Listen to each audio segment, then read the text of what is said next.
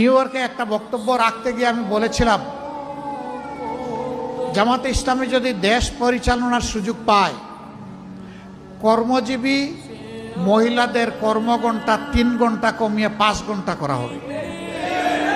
আরে যাই বলছি, বাংলাদেশের বঙ্গোপসাগরে জোয়ার শুরু হয়ে গেছে, চতুর্দিকে সমালোচনার ঝড়। হায় হায়, কি বলল জামাতের আমির সাহেব, এখন তো আর মহিলারা কোনো কাজই পাবে না। যারা বিভিন্ন কাজে নিয়োগ করবে তারা বলবে, বাবা আমার এই 5 ঘন্টা দিয়ে 8 ঘন্টার বেতন দিয়ে আমার তো পোষাবে না, আমার দরকার নাই মহিলা কর্মজীবী, মহিলা কর্মকর্তা আমার প্রয়োজন নেই। কারণ মালিক টাকা খাবে কেন?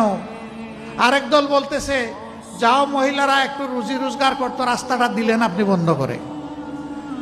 ভাই, একদিনে সব কথা বলা যায় না।